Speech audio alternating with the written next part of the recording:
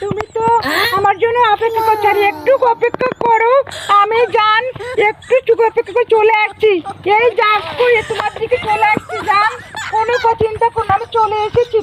দোস্ত, উপরওয়ালা মনে হয় আমাদের জন্য একটু ডানা কাটা পরি পাঠিয়ে দিয়েছে। ওই যে চল তাহলে রাখো, এই তো আমি এসে গেছি প্রায়। ওই সুন্দরী, শুধু জানকে ভালোবাসা দিলে হবে, আমাদেরকে দিবে না? হাত ছেড়ে দে তুই, এই সব কোনো কথা হবে না।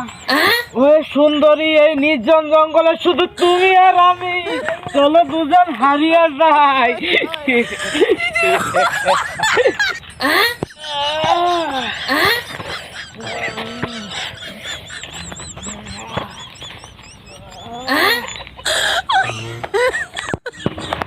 আরে একটা ছেলে আর একটা মেয়ে না, এই গভীর বনে এরা কি করছে?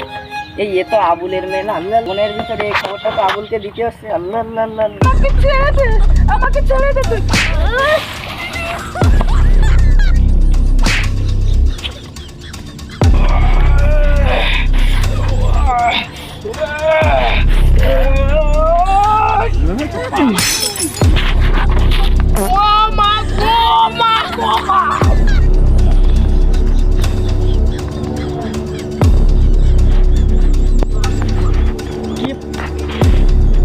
আরে আবুল ভাই দেখ, আবুল ভাই দেখলাম ওই জঙ্গলের ভিতরে নাকি আপনার মেয়েকে কেউ রেপ করছে।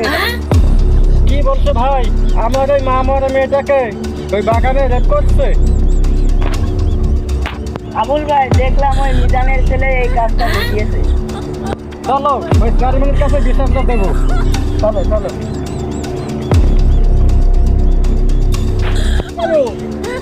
আর বলো, তোরা যে মাস গেলি আমার কাছ থেকে এই যে বেতন নিস, এই যে ধানের একদিন অবস্থা দেখি, এই তোরা কোনোদিন তো এই তোরা এই ধানে একটু দেখেছে সব পোকা লেগেছে, ওই ঘাস ধরতে হবে, তো তোরা এই আমার কাছ থেকে এই বেতনগুলো নিস কেন?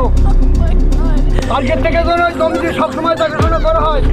চেয়ারম্যান সাহেব ফিরে আবুল, কি হয়েছে?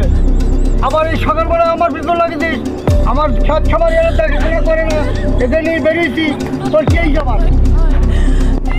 চেয়ারম্যান সাহেব ওই মেয়েটাকে ছেলে আবার মেয়েটাকে নষ্ট করাচ্ছে।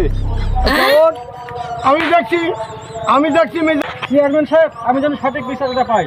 আচ্ছা ঠিক আছে, তুমি যাও, আমি পরে দেখবো, যাও।